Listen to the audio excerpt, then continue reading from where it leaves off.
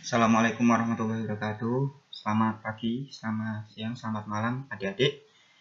Kita akan melanjutkan belajar matematika. Materi yang akan dibahas adalah statistika. Statistika, apa sih statistika itu? Statistika adalah ilmu yang mempelajari tentang bagaimana yang pertama mengumpulkan data, kemudian yang kedua mengolah data itu, yang ketiga menganalisis data itu, kemudian yang terakhir adalah menyajikan data. Itu adalah statistika. Kita akan berkutat pada sebuah data. Nah, ini adalah bagian yang akan dipelajari, statistika. Statistika itu nanti akan mempelajari tentang yang pertama ukuran pemusatan data. Ukuran pemusatan data ada mean atau rataan hitung, modus, nilai yang paling sering muncul atau yang mempunyai frekuensi terbesar, kemudian median. Median adalah nilai tengah suatu data setelah data itu diurutkan dari yang terkecil sampai yang terbesar. Kemudian nanti juga akan mempelajari tentang ukuran letak. Ukuran letak itu ada kuartil, ada desil, ada persentil. Kalau kuartil itu data dibagi menjadi 4 bagian yang sama besar. Jadi diurutkan dulu dari yang terkecil sampai terbesar, kemudian dibagi menjadi 4. Nah, batas-batas antara keempat bagian itulah yang namanya kuartil. Kuartil ada 3, kuartil bawah, kuartil tengah, dan kuartil atas. Kuartil bawah itu biasanya Q1, kuartil tengah itu Q2, kuartil atas itu adalah Q3. Kemudian ada desil. Kalau kuartil tadi datanya dibagi menjadi 4, desil datanya dibagi menjadi 10 bagian. Nah, jadi nanti batas-batasnya ada desil 1, desil 2, sampai desil 9. Kalau persentil juga hampir sama, tapi datanya dibagi menjadi 100 bagian. Makanya nanti ada persentil 1, persentil 2, sampai persentil 99. Itu ya, itu namanya ukuran letak. Kemudian ada ukuran penyebaran data.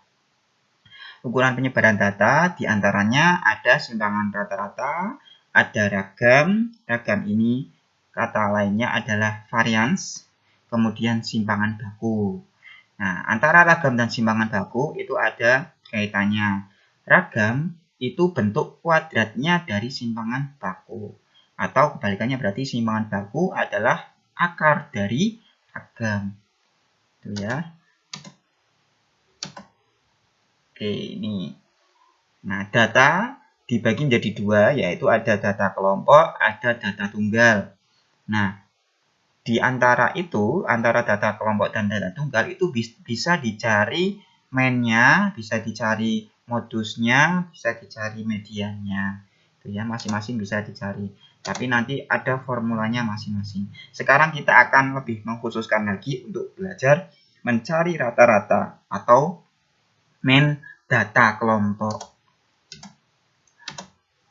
Tujuan pembelajaran, nanti peserta didik mampu menentukan rata-rata atau mean dari data kelompok yang disajikan dalam bentuk tabel. Nah, ini kontekstualnya. Ini ada diagram lingkaran. Diagram lingkaran keaktifan mahasiswa. Itu diagram lingkaran. Kemudian ada fluktuasi nilai tukar rupiah. Ini namanya diagram garis. Ya, nilai tukar rupiah. Kemudian ada penjualan tahu bulat, itu adalah diagram batang. Ya, ini diagram batang. Itu beberapa diagram yang sering kita jumpai. Nah, butuhkan penyajian dalam bentuk yang tadi ya, yang dalam bentuk piramida kelompok. Ini piramida kelompok. Nah, ini terkadang dibutuhkan penyajian data dalam bentuk interval kelas atau tabel distribusi frekuensi untuk menunjukkan suatu data. Misal data gaji orang tua siswa di suatu sekolah, data jumlah penduduk menurut rentang usia tertentu, dan lain-lain. Ini adalah data umur ya. Dan laki-laki perempuan. Ya, laki-laki perempuan ini. Yang biru itu laki-laki, yang orange itu adalah perempuan. Ini rentang umurnya dari 0 sampai 4 tahun, 5 sampai 9 tahun, dan seterusnya sampai 75 tahun lebih. Tuh, nanti kita bisa lihat di sini penyebaran datanya. Tuh.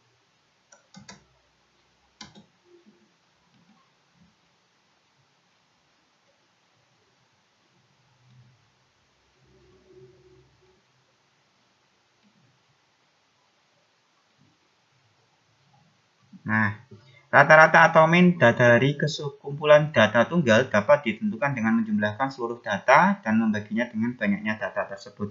Ini simpel ya, cara mencari mean data tunggal itu jumlahkanlah semua datanya.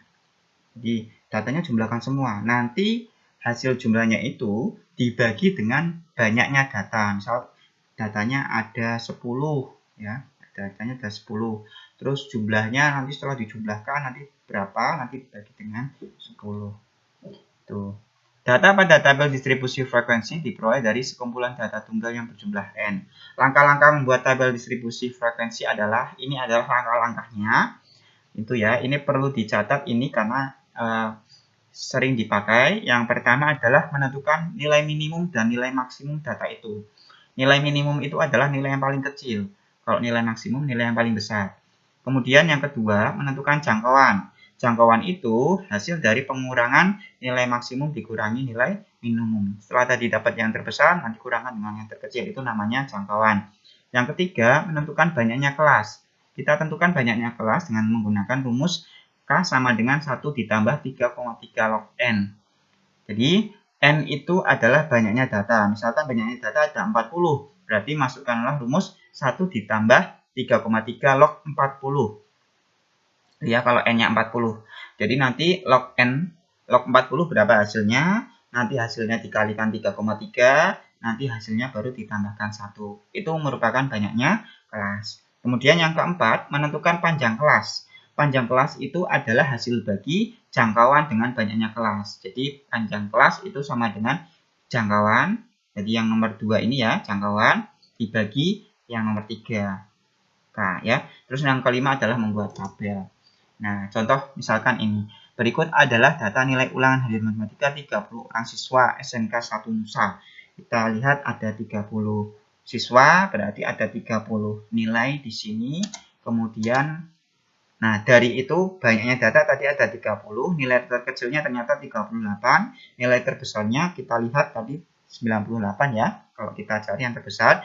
Kemudian jangkauannya berarti dikurangkan 98 kurangi 38. Nah, itu ya. Jadi hasilnya adalah 60. Ini kesalahan menulis ya.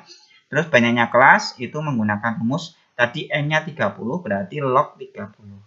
Nah, log 30 ternyata nilainya 1,477 kalikan 3,3 hasilnya 4,875 baru tambahkan 1 berarti 5,875. Nah, ini kemudian dibulatkan ke atas. Jadi berapapun hasilnya bulatkan ke atas.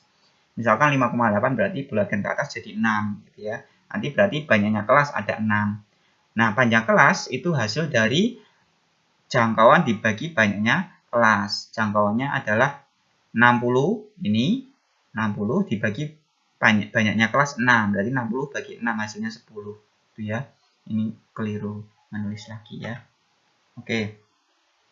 Dari data nilai matematika siswa dapat dibuat tabel distribusi frekuensi sebagai berikut. Nah, karena panjang kelasnya adalah 10, berarti kita mulai dari 40 ditambah 10. Berarti nanti hasilnya adalah ada 2 ya, yang nilainya antara rentang itu. Jadi, tadi rentang-rentangnya itu kita perhatikan. Buat rentangnya ya. Dari mana 40 sampai 49? Dari panjang kelas. Nah, kemudian berapa tadi? Kelasnya ada 6. Berarti dari 40 49 itu kelas 1 ya. Nanti kelas 2, kelas 3, kelas 2-nya 50 sampai 59, kelas 3-nya 60 sampai 69 dan seterusnya. Makanya ada 6 kelas. Itu ya. Jadi nanti penyebarannya seperti ini, kemudian nilai-nilai yang tadi itu dimasukkan ke dalam kelas-kelasnya ini ya. Makanya ini diturus. Gitu ya. Terus artinya nilai yang ada di antara 40 sampai 40